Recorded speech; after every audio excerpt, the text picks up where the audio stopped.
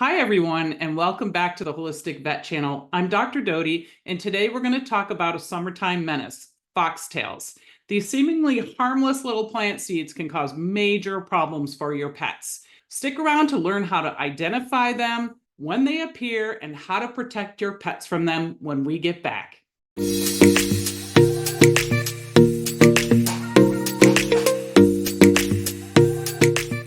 So what exactly are foxtails? They're also called cheatgrass. They're the seed component of grasses and look like little fans with barbs that are designed by Mother Nature to stick to the soil or to fur, and they'll burrow into the soil to germinate. But unfortunately, they also burrow into our pets' fur and love to go between their toes. Foxtails thrive and grow in the spring when they start out green, and during the summer months they'll dry out and you'll see fields of uncut grass with brown foxtails just about everywhere. Pets that come into contact with foxtails can show early signs of discomfort like head shaking, rubbing their face and ears, but they'll just violently shake their head and sneeze really hard, almost like they're having a sneezing attack. If they get one in their paw, they'll be licking the affected area, especially between the toes, and if they get into the eye, they'll be squinting potentially. Some dogs will get them caught in the back of the throat if they're running through a field and inhale one, so they might be coughing and sneezing, gagging. You might see nothing until all of a sudden there's an open tract and a wound that just won't heal. That's where the foxtail went in.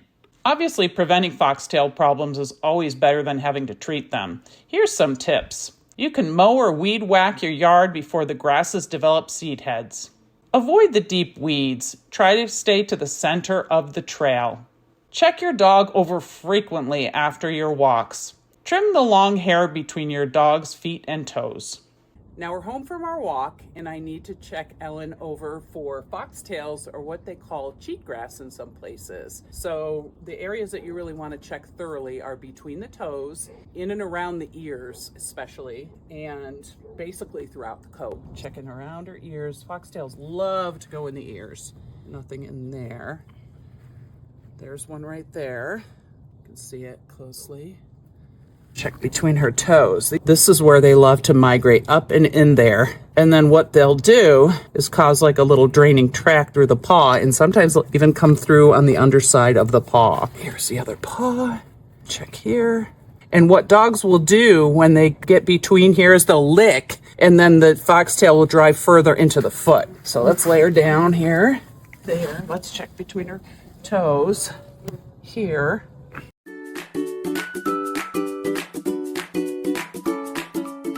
Okay, so here's one here. And check this one out right here. So this will start to embed in her skin. I'll pull that one out. And there's another one. Through the rest of her coat, look at this. I just want to go in and in and in. Just go against the fur. And you'll just see them. They'll just start coming out. Because their job is to work their way into the fur. So you think your dog looks clean, but you look closer, and here they are, just everywhere. So check your dog really thoroughly.